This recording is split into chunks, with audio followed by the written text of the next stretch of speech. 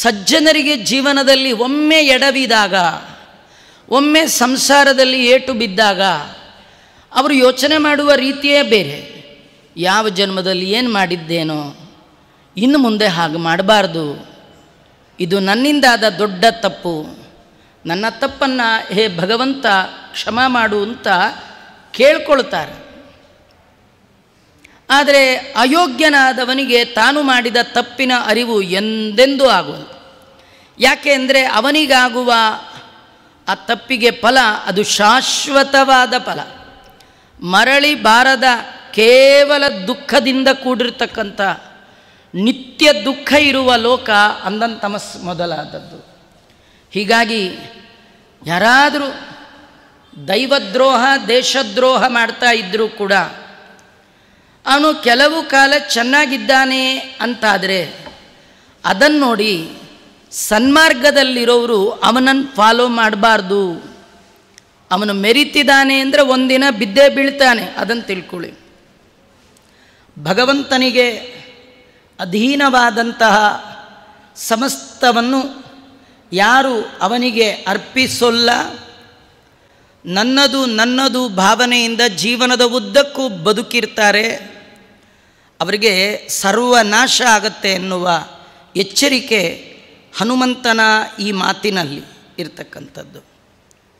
ಶ್ರೀರಾಮನಿಗೆ ಶರಣಾಗದ ರಾವಣ ಎಲ್ಲ ರೀತಿಯ ನಾಶವನ್ನು ಹೊಂದಿದರೆ, ರಾಮನಿಗೆ ಶರಣಾದ ವಿಭೀಷಣ ಎಲ್ಲ ಬಗೆಯ ಸೌಭಾಗ್ಯವನ್ನು ಪಡೆದ.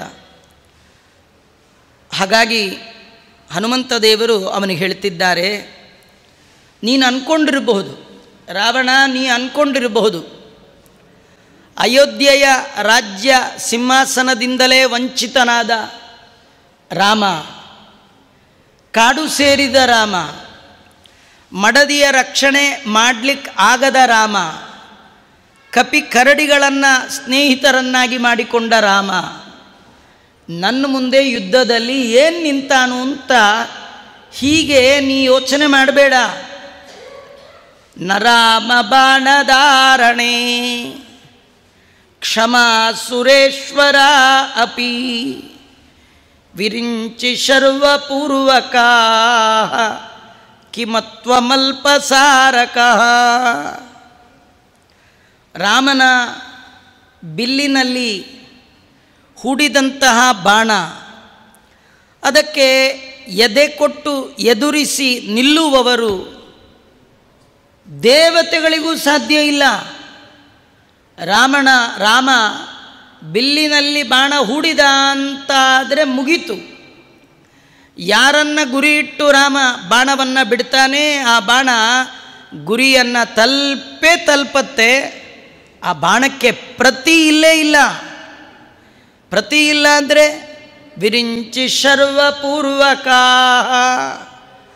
ಬ್ರಹ್ಮ ರುದ್ರ ಇಂದ್ರ ಚಂದ್ರ ಮೊದಲಾದ ದೇವತೆಗಳು ಒಟ್ಟೊಟ್ಟಿಗೆ ಬಂದರೂ ಕೂಡ ಜಗತ್ತಿನ ದೇವ ದಾನವ ಮಾನವ ಎಲ್ಲರೂ ಒಂದು ಅಸೋಸಿಯೇಷನ್ ಮಾಡಿಕೊಂಡು ಒಟ್ಟಿಗೆ ರಾಮನ ಮೇಲೆ ಯುದ್ಧಕ್ಕೆ ಬಂದರೂ ಕೂಡ ರಾಮನ ಒಂದು ಬಾಣವನ್ನು ಎದುರಿಸುವ ತಾಕತ್ತು ಜಗತ್ತಿನ ಯಾವ ಶಕ್ತಿಗೂ ಇಲ್ಲ.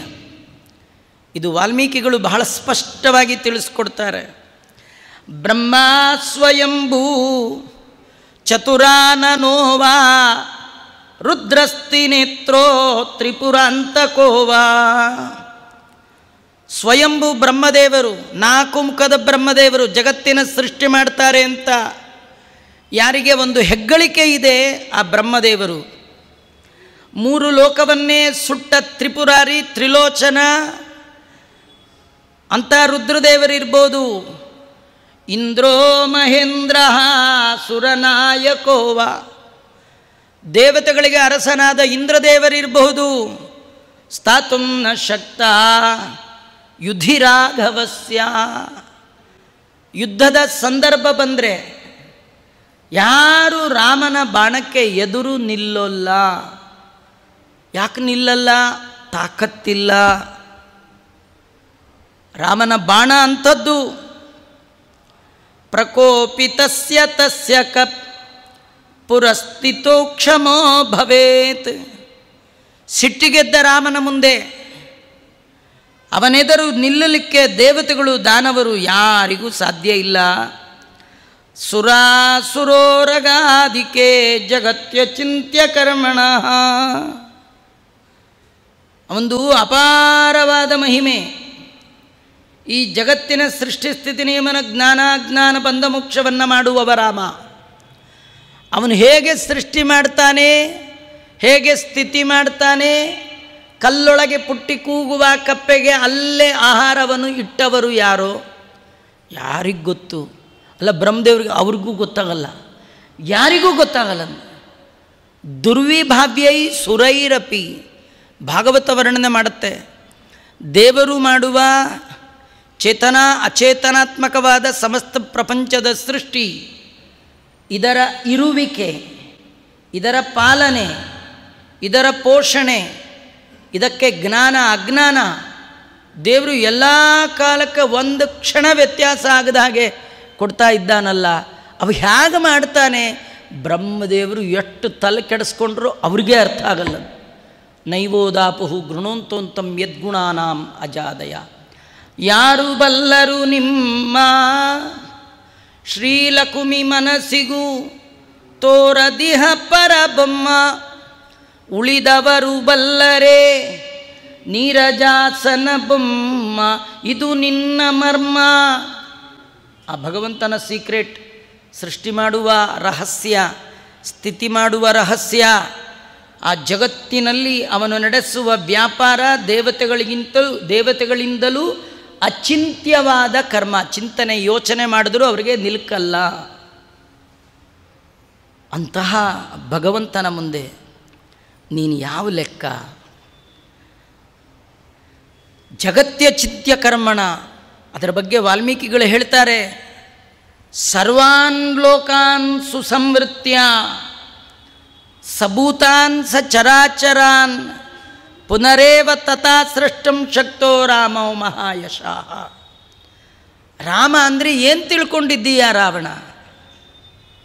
ಈ ಚೇತನಾತ್ಮಕವಾದ ಇಡೀ ಜಗತ್ತನ್ನು, ಎಲ್ಲ ಲೋಕವನ್ನು ಚೆನ್ನಾಗಿ ನೆಲಸಮ ಮಾಡಿ, ಏನೂ ಇಲ್ಲ ಅಂತ ಎಲ್ಲವನ್ನೂ ನಾಶ ಮಾಡಿ, ಮತ್ತು ಹಾಗೆ ಆ ಜಗತ್ತನ್ನು ಸೃಷ್ಟಿ ಮಾಡುವವ ಈ ರಾಮ.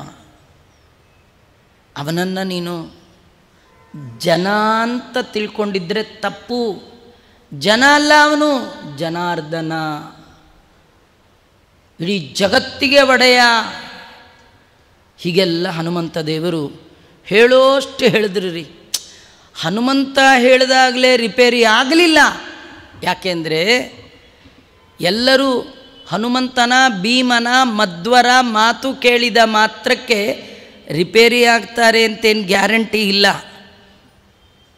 ಎಷ್ಟು ಪುರಾಣ ಕೇಳಿದ್ರೇನು, ಎಷ್ಟು ಓದಿದ್ರೇನು, ಅವರ ಯೋಗ್ಯತೆಗೆ ಅನುಗುಣವಾದ ಸ್ವಭಾವ ಅವರಲ್ಲಿ ವಿಕಸನ ಡೆವಲಪ್ ಆಗುತ್ತೆ ವಿನಃ ಪುರಾಣ ಕೇಳಿದ ಮಾತ್ರಕ್ಕೆ ಆಗಲ್ಲ. ನೀವೊಂದು ಕುದಿಯುವ ನೀರಿಗೆ 10 ಸೇರು ಅಕ್ಕಿ ಹಾಕಿದ್ರೆ, ಬೆಂಕಿ ಕೊಟ್ಟರೆ ಅನ್ನ ಆಗತ್ತಾ? ಇಲ್ಲ, ಅನ್ನ ಆಗುತ್ತೆ.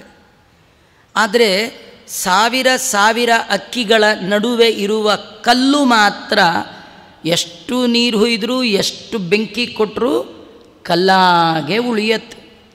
ಅದು ಎಂದು ಅಕ್ಕಿಗಳ ಜೊತೆ ಸೇರಿದ ಮಾತ್ರಕ್ಕೆ, ನೀರಿನಲ್ಲಿ ನೆಂದ ಮಾತ್ರಕ್ಕೆ, ಬೆಂಕಿಯಲ್ಲಿ ಬೆಂದ ಮಾತ್ರಕ್ಕೆ ಹೇಗೆ ಅಕ್ಕಿಯ ಒಟ್ಟಿಗೆ ಕಲ್ಲು ಅನ್ನ ಆಗಲ್ವೋ, ಸ್ವಾಭಾವಿಕವಾಗಿ ದುಷ್ಟ ಬುದ್ಧಿ ಸ್ವಭಾವ ಇರುವವರಿಗೆ ಸ್ವಯಂ ಮಧ್ವಾಚಾರ್ಯರು, ಭೀಮಸೇನ ದೇವರು, ಹನುಮಂತ ದೇವರು ಬಂದು ರಾಮನ ಬಗ್ಗೆ, ಕೃಷ್ಣನ ಬಗ್ಗೆ, ವೇದವ್ಯಾಸ ದೇವರ ಬಗ್ಗೆ ಹೇಳಿದ್ರು, ಅವರೇನು ರಿಪೇರಿ ಆಗಲ್ಲ ಅನ್ನೋದು ಈ ಕಥೆ.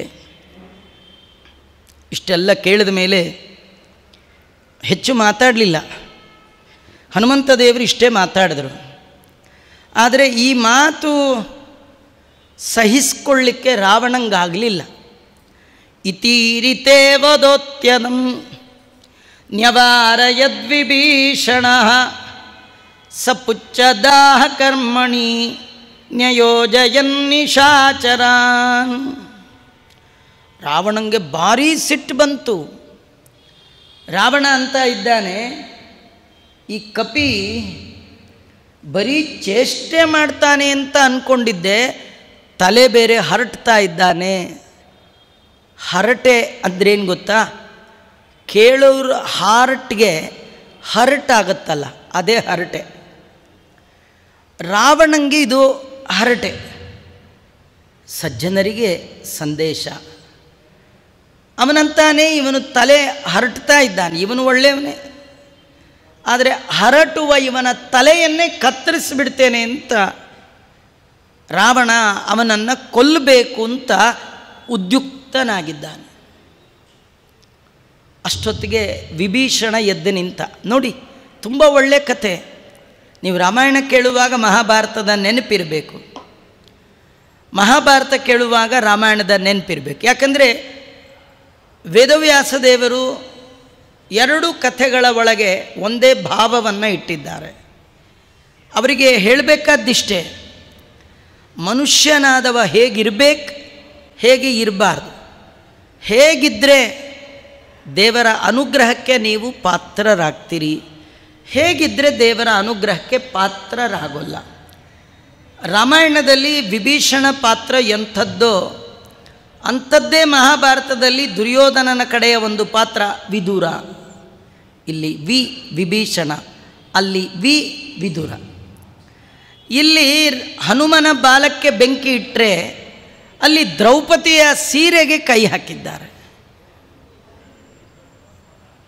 ಆ ಸೀರೆಗೆ ಕೈ ಹಾಕಿದಾಗ ಇದು ತಪ್ಪು ಅಂತ ಅಲ್ಲ, ಅಲ್ಲಿ ದೊಡ್ಡ ದೊಡ್ಡ ದೊಡ್ಡ ಆಚಾರಗಳೆಲ್ಲ ಇದ್ದರು, ಭಾರೀ ಸ್ಕಾಲರ್ಸ್, 525 ವರ್ಷ ಅಧ್ಯಯನ ಮಾಡಿದ ಕುರುವೃದ್ಧ ಪಿತಾಮಹ ಭೀಷ್ಮಾಚಾರ್ಯರಿದ್ದರು. ಅವ್ರು ಏನಿಲ್ಲ, ತಲೆ ಬಗ್ಸ್ಕೊಂಡಿದ್ರು. ಊರವ್ರಿಗೆಲ್ಲ ಪಾಠ ಹೇಳಿಕೊಡೋ ಆಚಾರ್ಯರು ದ್ರೋಣಾಚಾರ್ಯರಿದ್ದರು. ರುದ್ರದೇವರ ಅವತಾರೀಭೂತರಾದ ಅಶ್ವತ್ಥಾಮಾಚಾರ್ಯರಿದ್ದರು. ಯಾವ ಆಚಾರ್ಯರು ಮಾತಾಡಲಿಲ್ಲ. ಎಲ್ಲರ ಬಾಯೊಳಗೂ ದುರ್ಯೋಧನನ ಅನ್ನ ಬಿದ್ದೋಗಿತ್ತು. ದುರ್ಯೋಧನನ ಅನ್ನ, ದುರ್ಯೋಧನನ ದುಡ್ಡು, ಅದು ಒಂದು ಸತಿ ತಿಂದುಬಿಟ್ರೆ ಸಾಕು. ಸಾಯಬೇಕಾದ್ರೆ ವಿಷ 10 ಸತಿ ಕುಡಿಬೇಕಾದ್ದಿಲ್ಲ. ಒಂದು 8-10 ಸತಿ ಕುಡೀರಿ, ಆಮೇಲೆ ನೋಡೋಣ ಸತ್ರ ಹಿಂಗಂತಾರ. ಒಂದು ಸತಿ ಕುಡಿದ್ರೆ ಸಾಕ್ರಿ. ದುರ್ಯೋಧನನ ಮನೆಯ ಅನ್ನವನ್ನು ಒಮ್ಮೆ ಊಟ ಮಾಡಿದ್ದರ ಪ್ರಭಾವ ಇದು.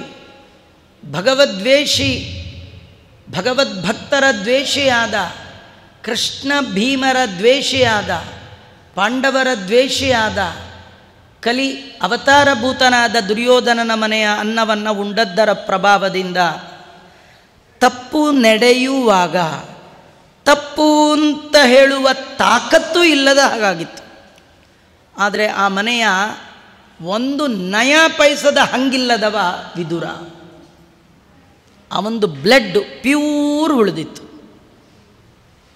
ನಾವು ಅಷ್ಟೇ, ಜೀವನದಲ್ಲಿ ಸತ್ಯದ ನುಡಿ, ಧರ್ಮದ ನಡೆಯಲ್ಲಿ ಧರ್ಮ, ನುಡಿಯಲ್ಲಿ ಸತ್ಯ ಬರಬೇಕಾದ್ರೆ ಪ್ಯೂರ್ ಆಗಿರಬೇಕು. ನಾವು ಸಿಕ್ಕಿದ ಕಡೆ ತಿಂತಾ ಇದ್ದರೆ ನಮ್ಮ ಮೈ, ನಮ್ಮ ಮಾತು, ನಮ್ಮ ಮನಸ್ಸು ಹಾಳಾಗಿ ಹೋಗಿಬಿಡುತ್ತೆ. ಅದಕ್ಕೆ ಸಿಕ್ಕಿದ ಕಂಡೆ ಎಲ್ಲಂದರಲ್ಲಿ, ದಾರಿಲಿ, ಸರ್ಕಲ್ಲಲ್ಲಿ, ಕಾರ್ನರಲ್ಲಿ, ದರ್ಶಿನಿಗಳಲ್ಲಿ ತಿನ್ನಬಾರ್ದು. ದೇವರಿಗೆ ನೈವೇದ್ಯ ಮಾಡಿದ್ದನ್ನು ತಿನ್ನಬೇಕು, ಸ್ವೀಕಾರ ಮಾಡಬೇಕು. ಸತ್ಯದ ಧರ್ಮದ ಹಾದಿಯಲ್ಲಿ ನಡಿಬೇಕಾದ್ರೆ, ಸತ್ಯ ಶಬ್ದವಾಚ್ಯನಾದ ಆ ಪರಮಾತ್ಮನ ಅನುಗ್ರಹ ಪಡಿಬೇಕಂದ್ರೆ